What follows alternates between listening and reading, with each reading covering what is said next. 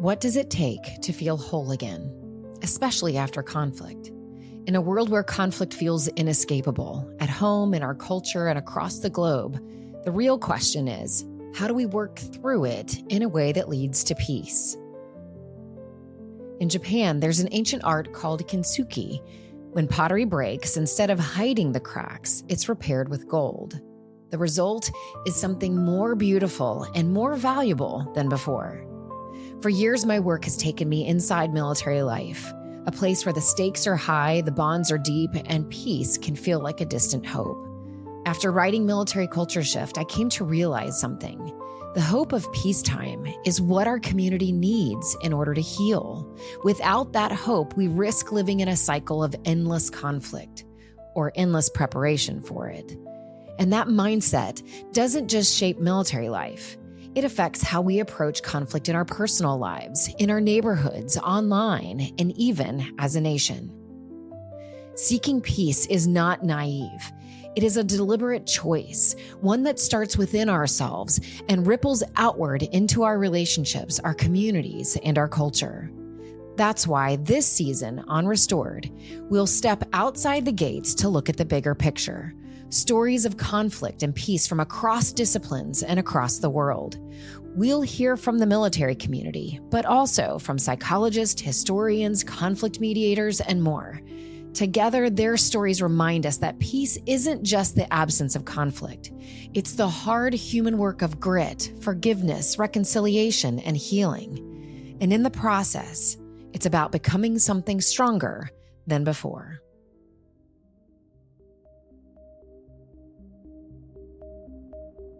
I think there was something happening below the surface within me.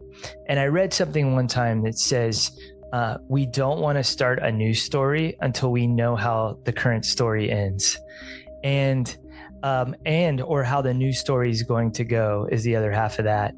And so I didn't know what I wanted to do. Like I really was like, I enjoyed aspects of the military, but there wasn't anything like pulling me to leave. When Joe Byerly said this, I couldn't help but pause, because he wasn't just talking about leaving the Army. He was naming something many of us feel, but rarely say out loud. That quiet tension between the life we've built and the life we know we still need to live. Joe is a recently retired U.S. Army Lieutenant Colonel with 20 years of service, including combat deployments to Iraq and Afghanistan and command of a cavalry squadron in Europe.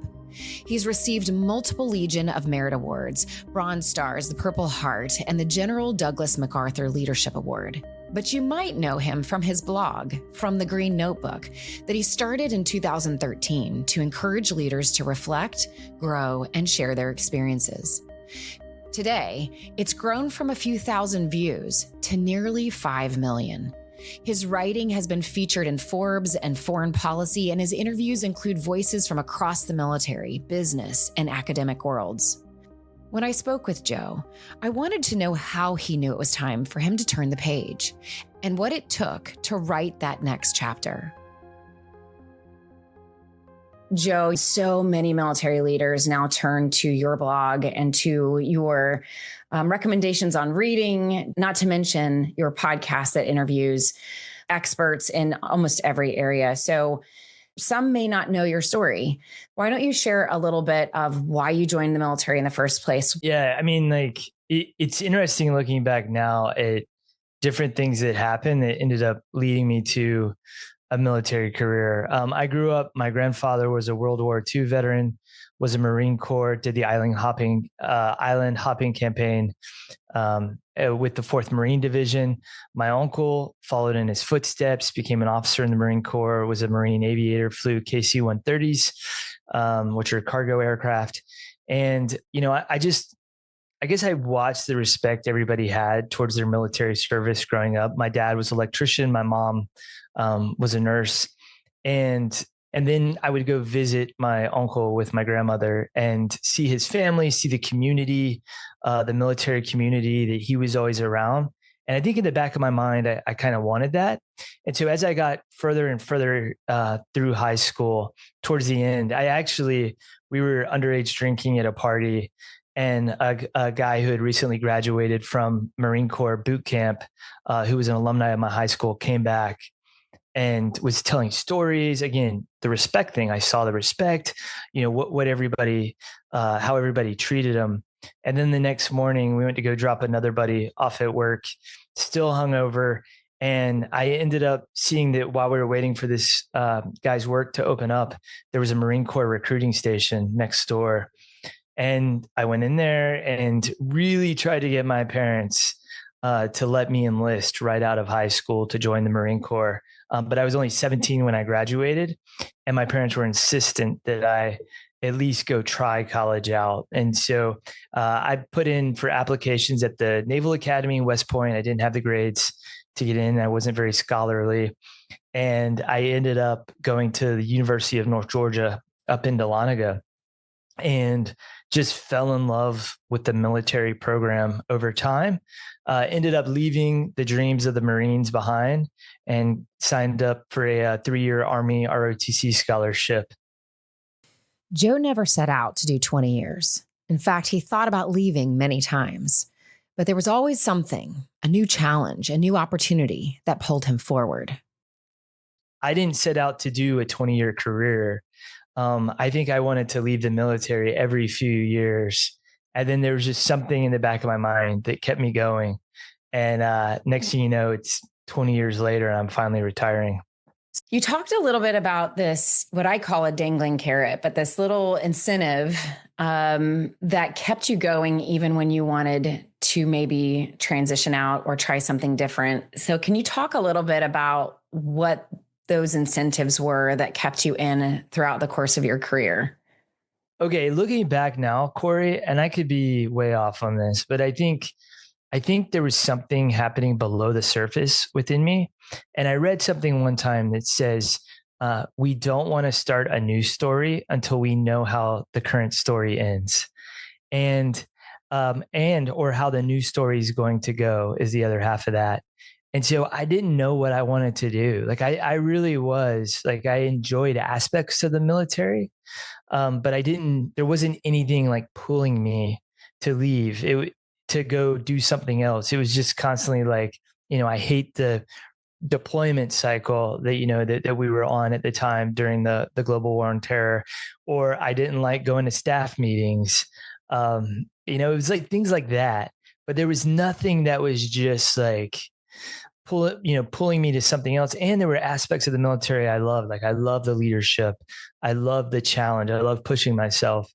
And with every position I had, I was always looking up, thinking I could do the guy or gal's job better who was in charge of me.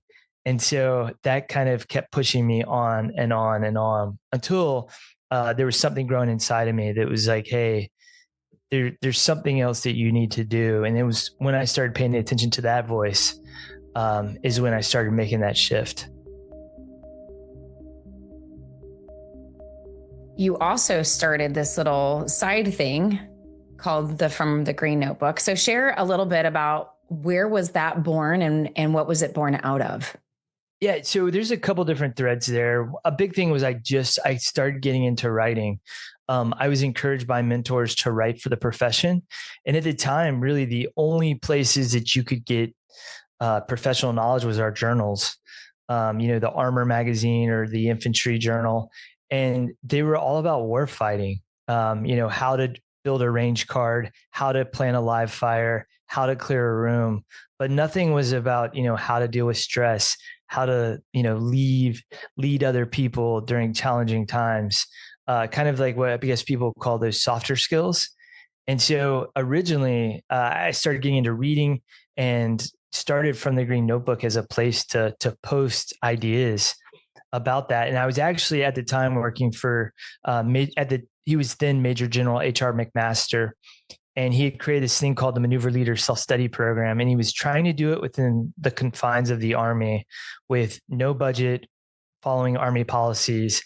And we hit red tape everywhere. And the idea was this program was a place you could go to learn about leadership, to learn about the military over the course of your career.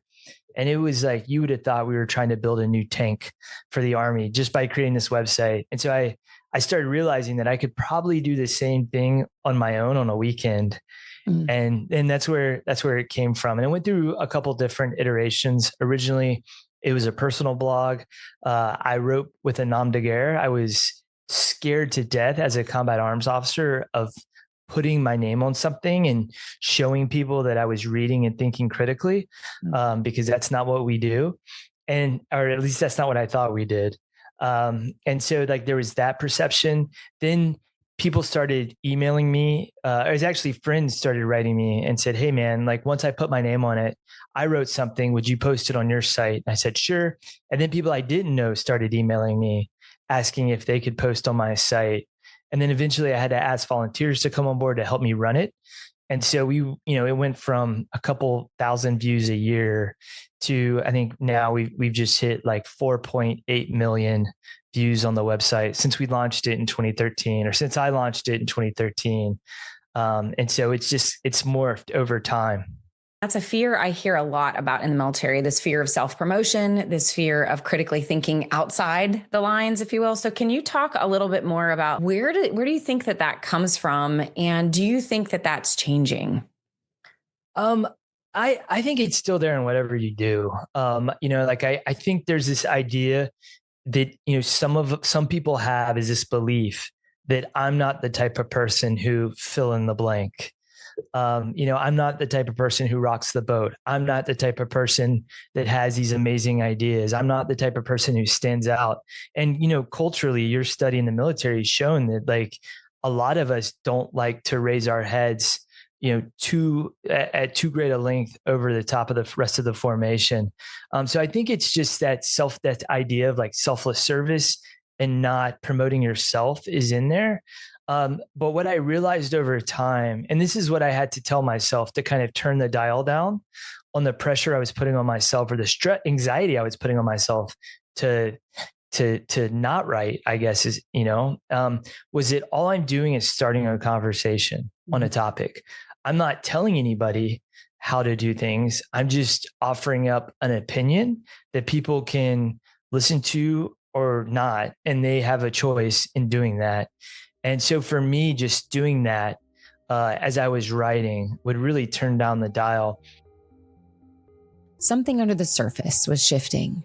The demands of military life, the strain on his family, the relentless pace of service life.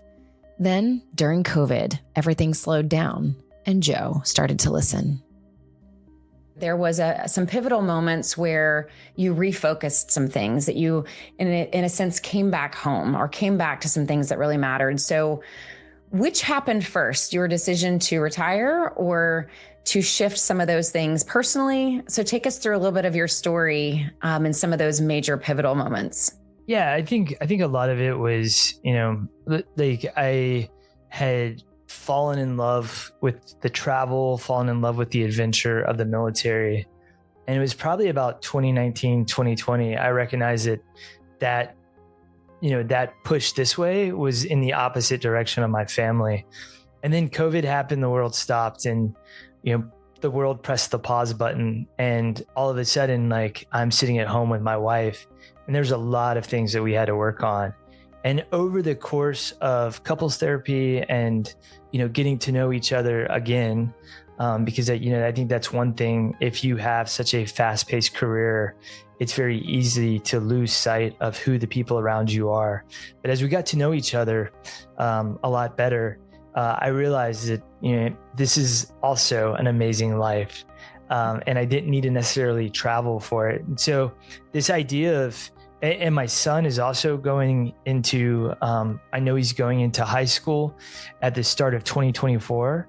And so, depending on where different people are at in their careers, for a post battalion command lieutenant colonel, the next 4 years, it could be moving a lot, moving the family around. My wife's got a steady job now. My son's going into high school. And so, those things are really weighing on me. But I remember it was January of 2022.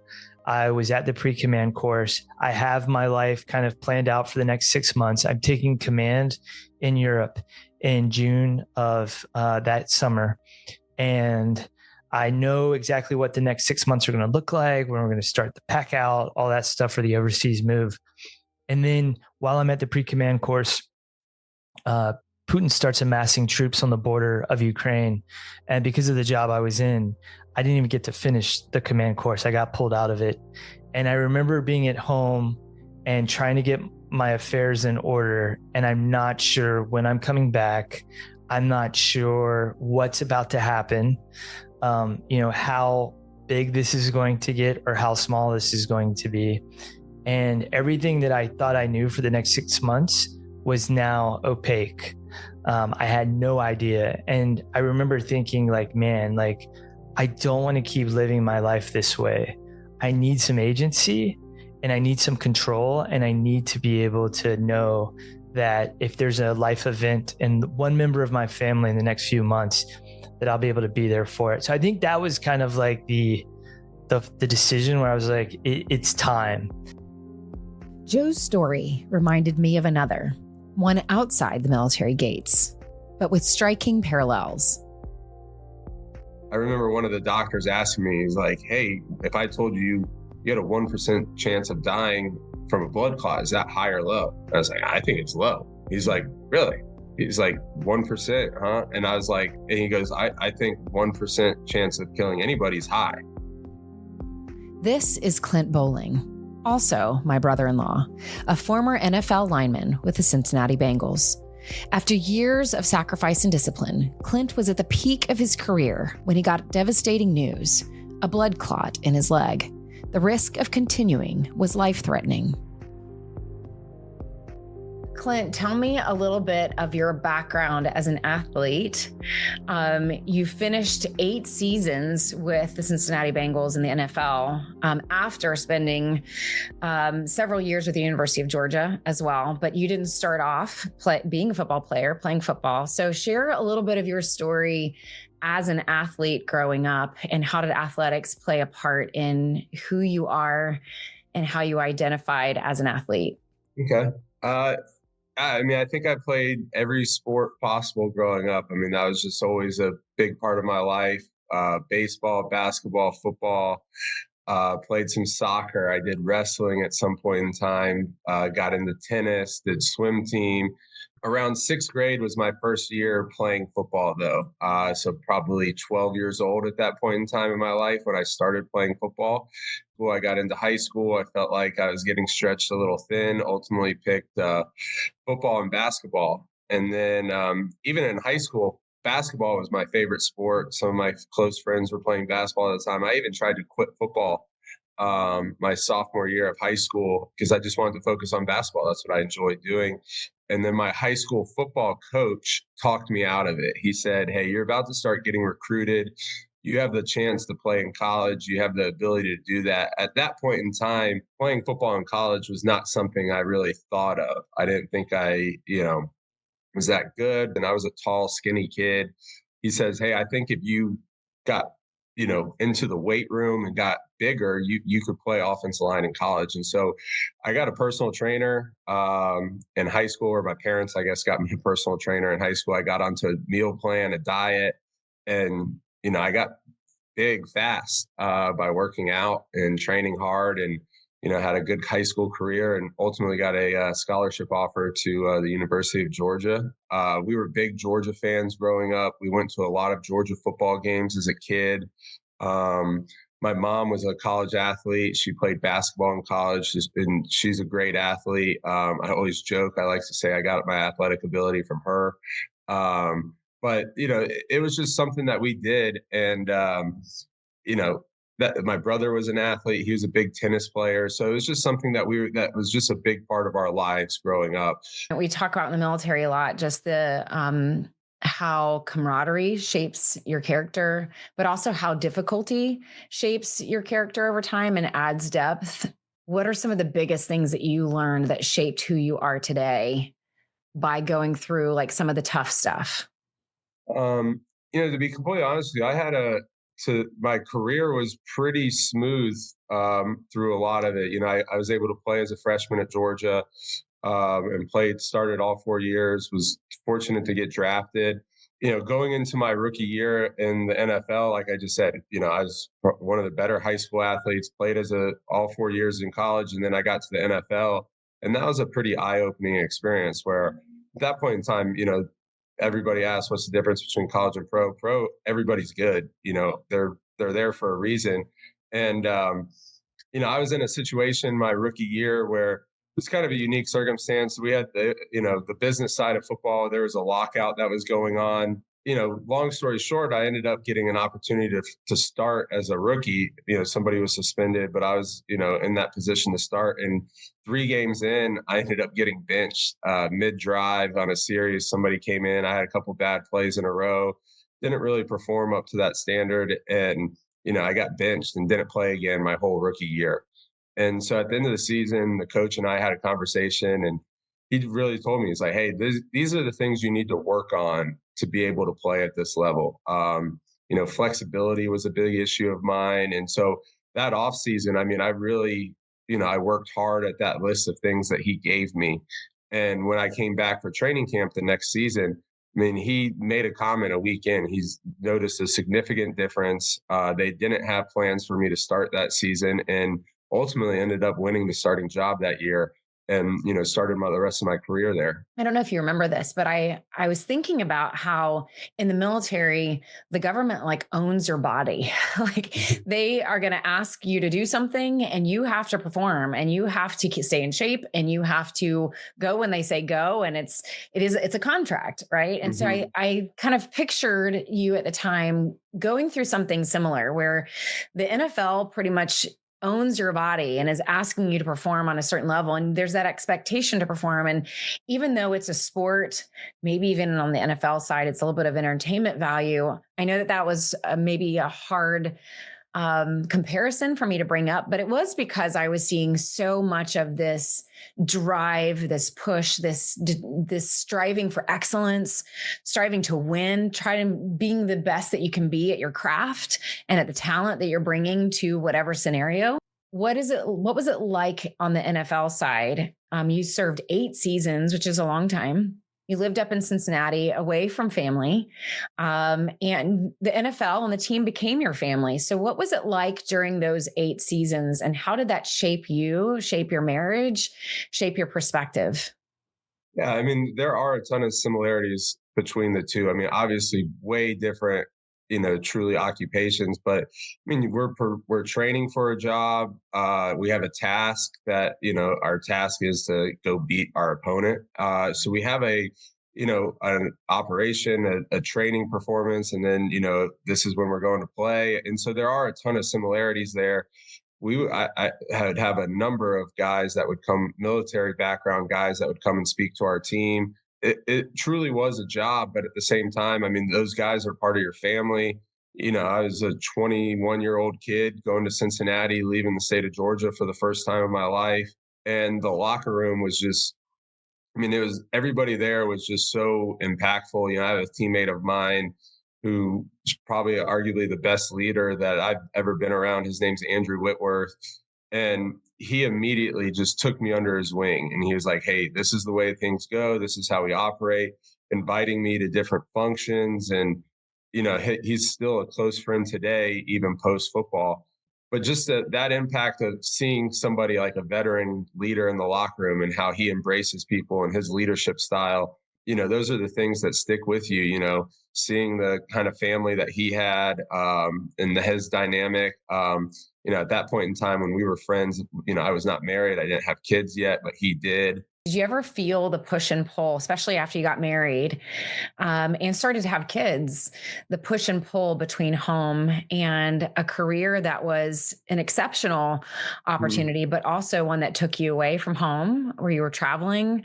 I'm sure many, many hours of training as well. So did you experience that push and pull?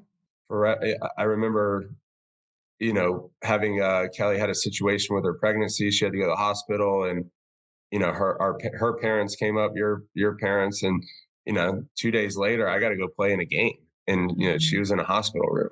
But you're leaving them in a good situation, but at the same time, those situations are difficult, where you're somewhere else, but your mind might be back at home and wondering how things are.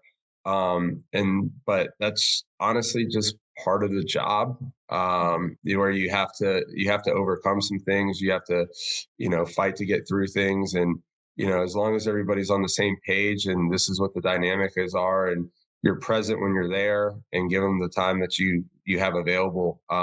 It's obviously difficult, but that's just part of the business.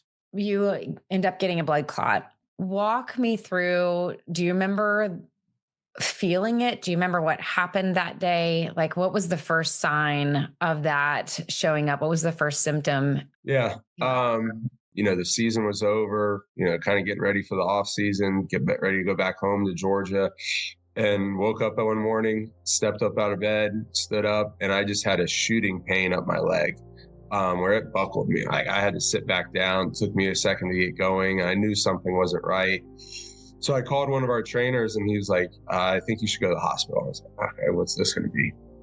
So I go to the hospital, got some tests done, and then that's when I discovered the blood clot.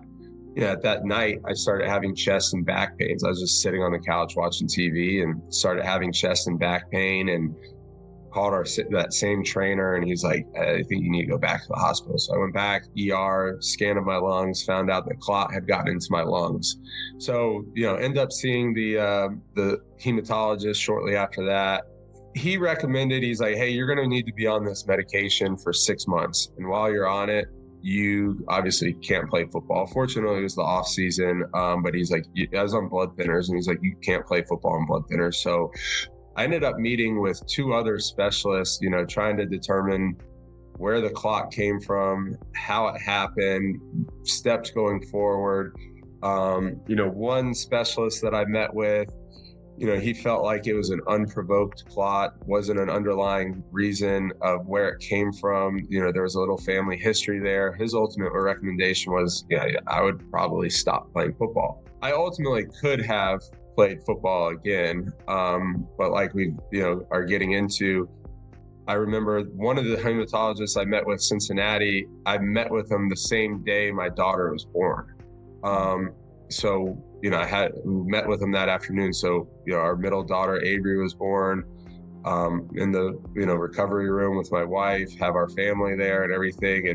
And, 2 or 3 hours later, I walk onto the other side of the hospital to go meet with this specialist. And, that's when it kind of started creeping into my head of like, all right, maybe we'll see how this goes, but maybe not play anymore. But so from there, that whole off season, I just, I was on the medication. I continued to train. The Cincinnati Bengals were great. They knew what was going on, and they were like, hey, take your time and, let us know once you decide. And when it came down to into July, when it was, a couple weeks out from training camp, I obviously needed to make a decision. And I remember there was just this time sitting in the weight room, I think I was riding a bike or something, warming up for a workout or something. I was just looking around and I was just like, I don't know if I'm going to do this. Like, I think this is enough. I had 2 girls at the time. I had a 5-month-old daughter, and, that's when you start thinking about bigger things and, life after football. And obviously, like we talked about, the wear and tear on your body, you think about, well, what's it going to be like when you're in your mid 40s and you're throwing a baseball with your kids or going to their soccer games? Like, are you going to be able to do those things with them? I remember one of the doctors asking me, he's like, hey, if I told you you had a 1% chance of dying from a blood clot, is that high or low? I was like, I think it's low. He's like, really? He's like, 1%, huh? And I was like, and he goes, I think 1% chance of killing anybody is high. Clint was faced with reconciling conflict within himself, his identity, his sense of ambition, and ultimately his responsibility to his family. Like Joe, Clint dug deep and chose his own wellness and his family. You're listening to Restored. We'll be right back. We had a plan for what the next 6 months of our lives were going to look like. And then all of a sudden, I'm quickly packing a bag, and I don't know if I'm going off to a war. I don't know what that's about to look like, because it was a no notice deployment. And so I think it was just like, hey, listen, like, if anything, it was, we're going to get through this. and this will probably be the last time. And so however bad it gets over the next few months, like this isn't going to be forever. Like, you and I 20 years ago, knowing that if once we did it this year, you were probably going to be doing it again the next year and the year after that. There was like some finality in that made it a little bit more bearable in that moment, if that makes sense. Yeah, it does. And do you remember a time when your wife supported some of these decisions or some of the feedback that she gave when it was meaningful? I'll say this, it's really funny. Like I remember there were things that happened when I was, maybe 10, 15 years ago where I was like, this is it, I'm done. And she was like, I don't think you are. Or like, I'm not really done yet. Like I'm enjoying this. I'm still enjoying the adventure, like we would have those types of conversations. And then when we had the conversation this time, I think we were both like, okay, like there was no buts in it. We were both in complete agreement that it was time now. And since then, it's been great. Like again, we've continually talked about this is, there are things now that I pay attention to, the conversations we have, about things in the lives of our kids that I would have been completely oblivious to several years ago. Or like I remember in command, as my son's navigating middle school, is just not having the emotional bandwidth to even deal with some of those challenges. Like it was still very much on my wife. And now we're tackling them together. Or, I'm catching things that maybe she's missing. So I think like just those daily interactions now are kind of like that constant feedback of like, we're on the same sheet of music. Or one of the things that I love is if she has something going on with her work, I will move stuff around on my calendar in order to be able to, take the kids to school or take somebody to a doctor's appointment or, go do things that normally she had to bear the burden of for the last 20 years. Now it's like my turn to shift things around if it need be. There's these moments of joy. I think there's moments of feeling centered, like you talked about when you have the chance to write. What does it feel like on the other side? It feels light. Like it doesn't feel heavy anymore. It feels peaceful, and something that I've been trying to like think about this a lot is I'll talk to people and they have all this hustle like in them. Like I have to make money. I have to do this. I have to do that. And there is still a little bit of that, but it's more of this Zen, like, just peace of, I spent 20 years, like literally clawing my way up the promotion ladder and the promotion system. And now I'm just like, no, like if I don't want to do something, I'm not going to do it, And so it's a really good feeling. The decision to leave the military was very easy. Living with it has been very hard because I'm pushing myself again. Like I'm working with Ryan Holiday right now, and like I think he's published like 16 plus books. So he's at a level, and I'm trying to learn from him and, like learn how he does it. And it's, I've failed. I've like, stumbled several times, and it's very humbling to kind of start over again and try something new at a completely different level. But I've been doing it now for almost a year, and I can already see where I'm at a completely different level than I was 12 months ago, but I've had to endure that discomfort along the way. Joe's words remind me of something Viktor Frankl wrote in Man's Search for Meaning. He talked about that cognitive dissonance within us can actually be seen as a teacher. It can open up creativity. We can learn something new, and it might just help us start to write a new story. Joe and Clint both chose to change their stories. Obviously, things are changing. You have a family, you have 2 daughters. You've since had a son. His name is Cannon as well. And so things are obviously changing. Your perspective is changing. What was that like for you to consider ending this part of your life of being an athlete, especially like you said, at such a young age? Yeah, it was obviously a difficult decision. I mean, I've been doing it since I was in sixth grade. I mean, I didn't know anything else. I didn't been in a locker room my entire life up to that point. I was worried about walking away from the locker room. Like, who am I going to hang out with now? Those were my only friends at the time, were guys that I had played with. That's where all my friends came from. High school football players, college football players, college roommates. Walk away from it was it wasn't an easy decision. The thought of what was going to be coming next definitely occurred in my, like, what am I going to go do after this? Obviously, as that factors in. Really, I only played one season with a daughter. She was born in the middle of my second to last season. You start changing the way you look at things, where before it was just all about me, and it was all about me and my wife. Now it's all about me and my wife and kids. And so once you start having, other people that are dependent on you, that need you around, want you around, and, they rely on you, you want to be as available as you can for them. Naturally, people are afraid of what they don't know. Like, hey, I don't know where I'm going to be in 2 years. I don't know what I'll be doing. Is it going to be fun? Am I going to be happy? So I think that's a factor in these equations, whereas, people don't know what they're going to do next after football or after the military or after their job.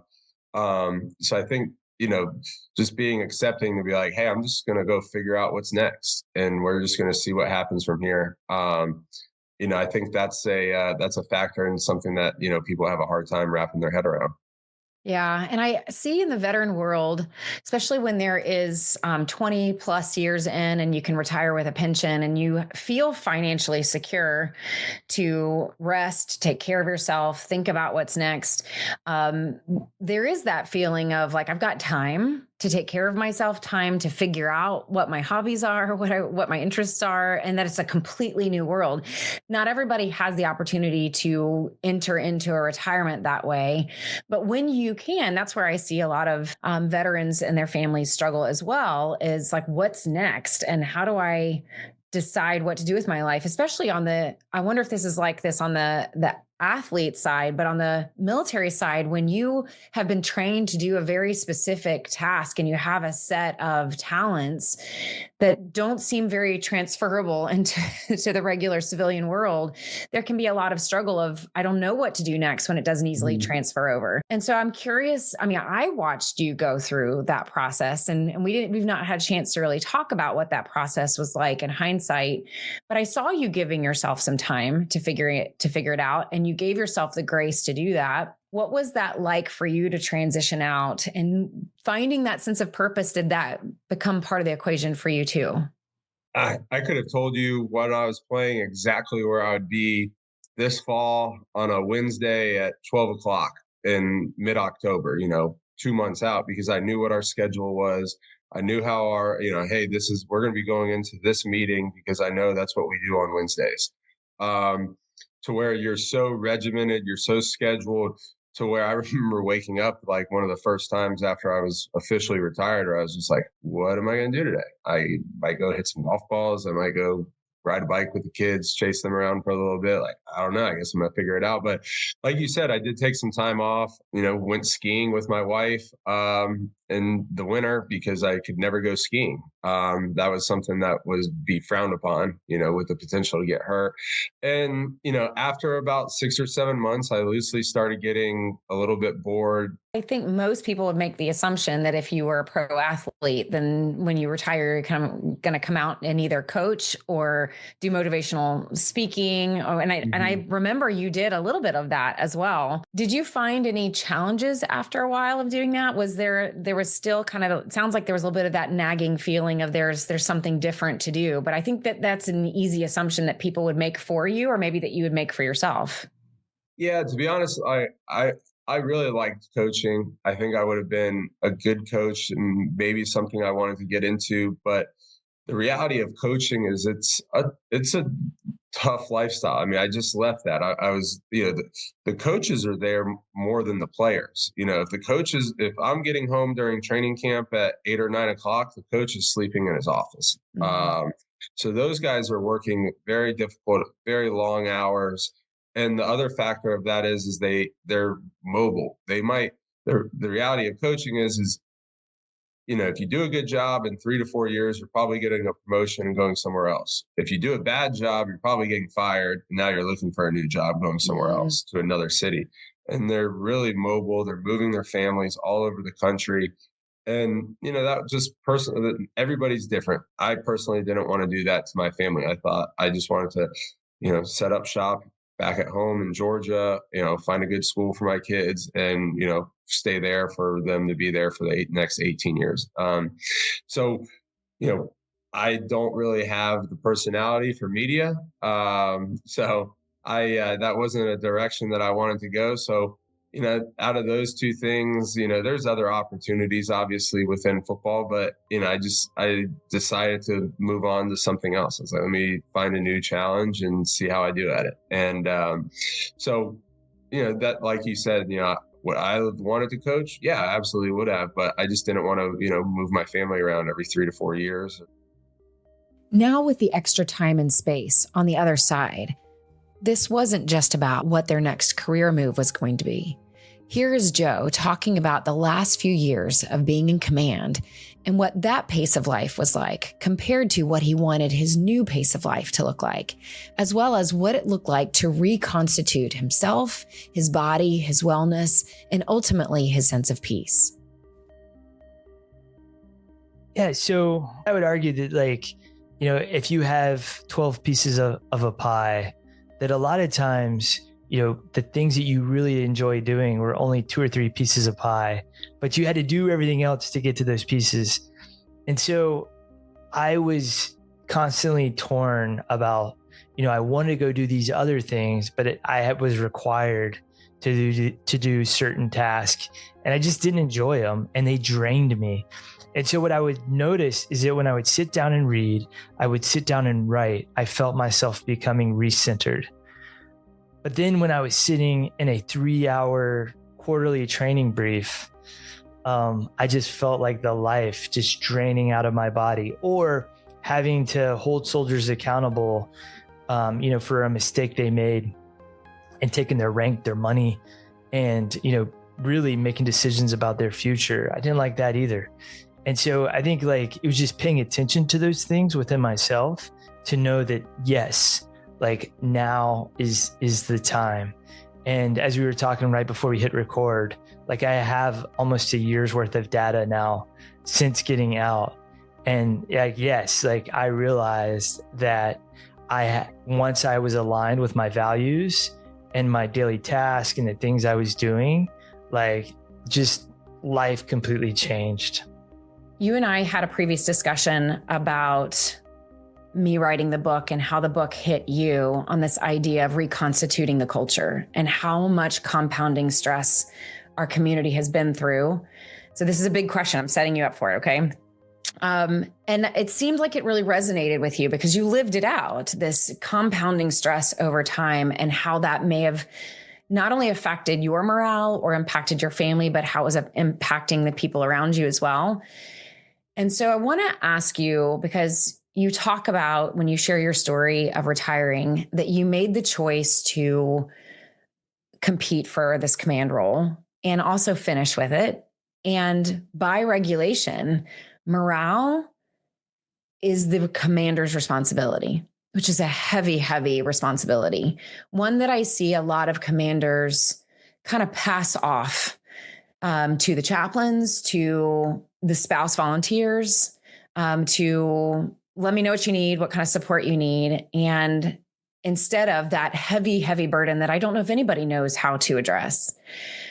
So I will let you answer this however you want to go, because I think that there is, I would love to hear your perspective of what the culture as a whole is in need of as we are attempting to reconstitute. There's lots of conversations about LISCO and preparing for LISCO and all that. But there's also this idea of a commander's responsibility to address morale of those that are around him. So share kind of the burden of that, share what you felt, if you felt that when you were in Europe, and then maybe how does that apply to what you're seeing now on the outside that the culture needs? Yeah. So I'll answer, I guess, a couple different ways. One, I'll talk about the organization. And one of the things that I wanted to do when I went into command was to make it the organization that I always wanted to be a part of.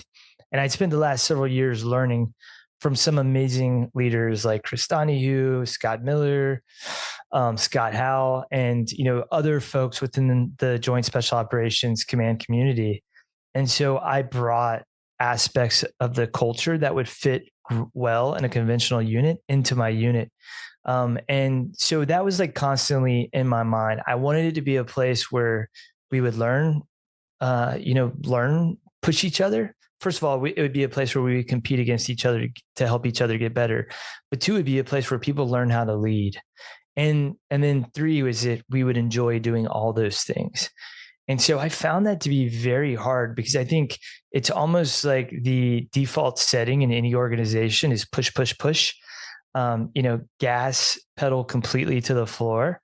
And it's very easy, those things that you're talking about, to not pay any attention to, because especially the demands on the commander's time are absolutely ridiculous. And so I quickly learned, like we were talking about earlier, is like I had to say no to a lot. And I had to say, I don't care. Like this may fall apart, but I don't think it's really going to have a huge impact on the unit. Like the ROI is not worth me losing sleep over or putting my time and energy towards. And so that's really how I led. And after a while, especially as like tragedies would happen, as the op tempo increased, I found that burden to get heavier and heavier. And then when you're talking about personnel changeover and new people coming in with previous cultures that they had come from, bringing that into the organization, but then trying to get them on board with your culture constantly. By the end, I felt like I was literally like two opposing ropes were getting pulled, and I'm just trying to keep it together just until the end. And I would crash so many times, Corie, to where I was just exhausted by the weekend trying to maintain that, because it's not just, a single event every week. It's like when I leave that office and I'm walking down the hall, am I asking people how they're doing today? Am I, keeping an ear open to problems in the organization? If things are bubbling up to my level, am I handling it? So, I mean, it was this constant, it was almost like playing defense for 2 years against the default setting. And so towards the end of it, I was completely beat down. And then I want to shift a little bit too into like personal reconstitution. And I think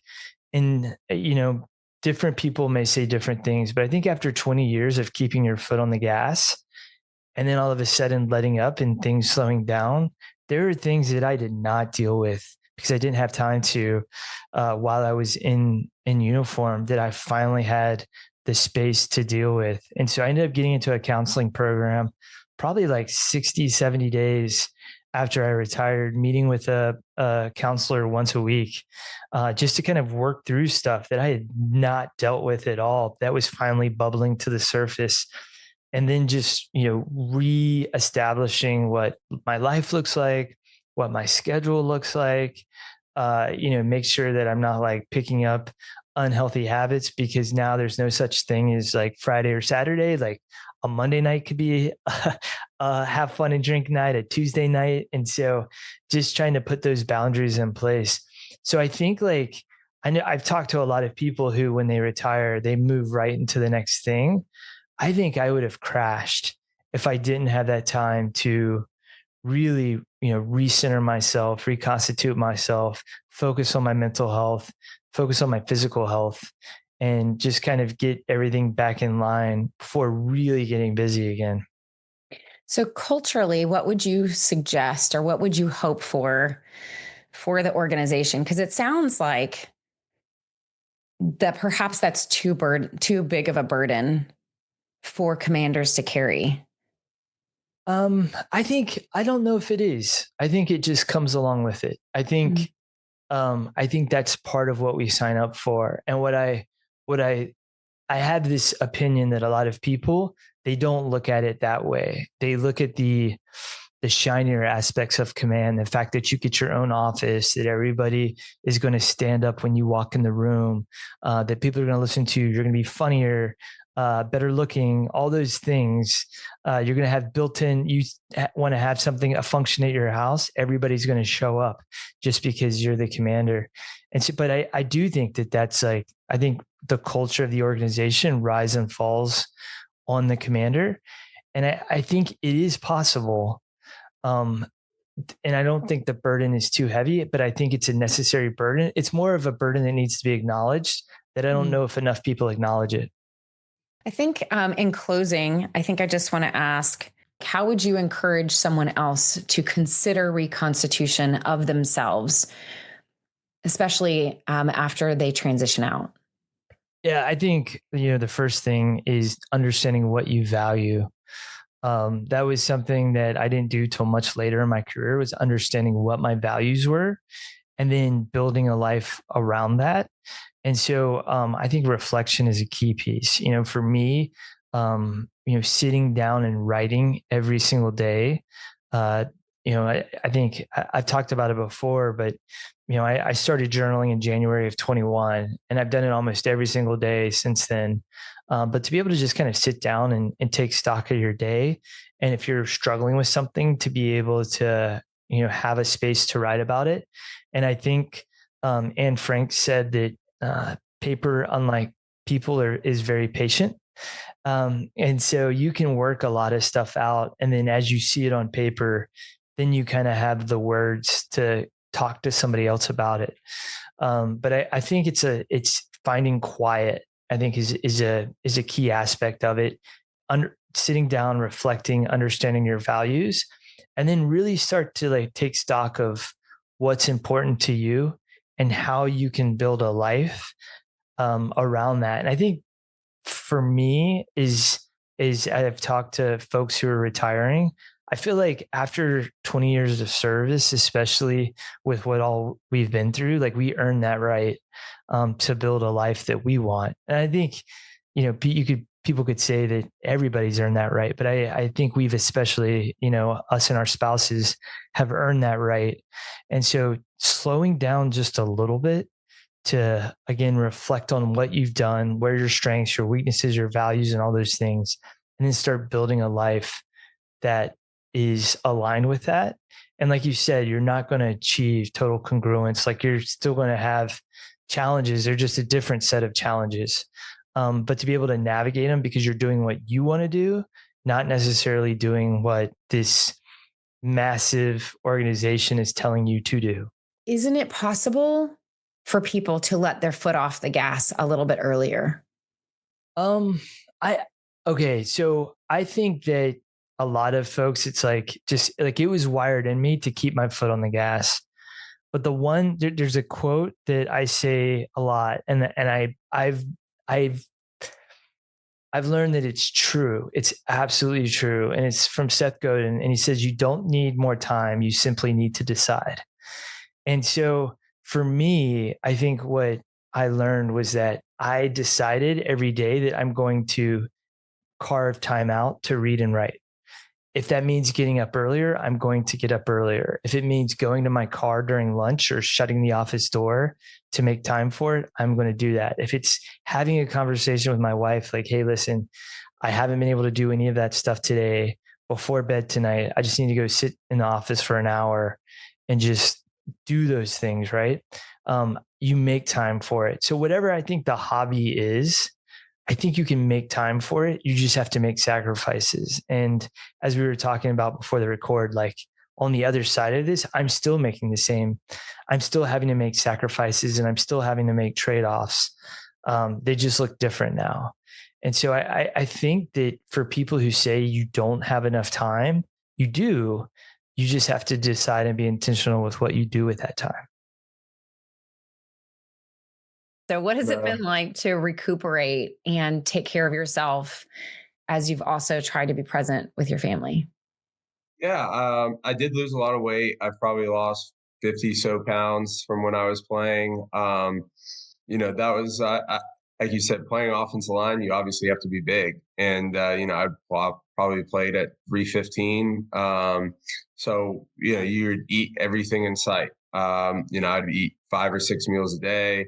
I remember having an offensive lineman buddy that would stay with us a little bit during the off seasons, and Kelly would complain about how much food she'd have to cook for the two of us. Like, she's like, I'm literally cooking meals for 5 people. And so, to be able to take care of my body, to relax, to kind of take some wear and tear off of it, losing 50 pounds, it's amazing how happy your knees and hips do feel. If I kept that weight on, I feel like, I have hip problems, not on a day-to-day basis, but they give me some trouble. If I left that weight on, there's no way they feel like they do right now. So I think those kind of things help. Taking care of your body on a day-to-day basis, even outside of football. And even though I'm not playing football anymore, I want to stay in shape. I want to be able to continue to train and do those things. And I loved training when I was playing. So, I'm going to continue to do that today. What do you want your kids to know about you as an athlete before you were a dad? As a kid, that growing up, that I was there, I was around a lot. I was at their practices. I was coaching their teams. Those are things that you can't get back. They're too young to understand, the decisions I made to move on from football. But one day I think they'll realize once you get to the top, your views change. Like I think the mountain's just constantly evolving. Where I accomplished a lot of great things in football. And then once you get to the top, it's like, all right, now what other mountain can I climb? Where else can I go from here? What can I excel at next? And I think that's the biggest thing, is how things just evolve. Your perspective on things change. Maybe, for me, I started that climb and playing football without kids. And then all of a sudden I get to the top and I do have kids. And like you said, that changes, where now my new mountain would be to, how can I make my kids as successful as possible in life? And that's a mountain that I have now. And then, how can I do this job as successfully as I possibly can? So there's never truly a top. Anybody that ever gets to the top, they always want more. They want different things. Your perspective changes. So I think you once you accomplish a goal, you look to the next, and you're just continuing to push yourself in different ways. The most difficult conflicts aren't always on the battlefield or on the football field. Sometimes they're inside of us. When two things we love, our work, our calling, our family, pull in opposite directions, it can feel like an impossible choice. We fear losing part of ourselves no matter what we decide. But that's what makes transitions so heavy.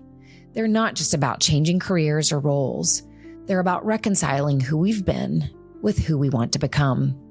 Joe chose to finish his military story so he could be more present for his family. He also chose it so that he could embark on a new career, writing. Clint walked away from the NFL at his peak because life itself and the people he loved mattered more.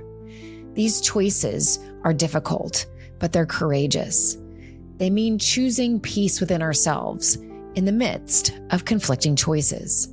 It means trusting that the next chapter can be just as meaningful, maybe even more so. Thank you for listening to Restored. If today's conversation stirred something in you, I'd love to hear your story. You can record a short voice memo on your phone and send it to restored@CorieWeathers.com. Some of these stories may be shared in future episodes because your voice adds to the bigger conversation of what it takes to make something whole again.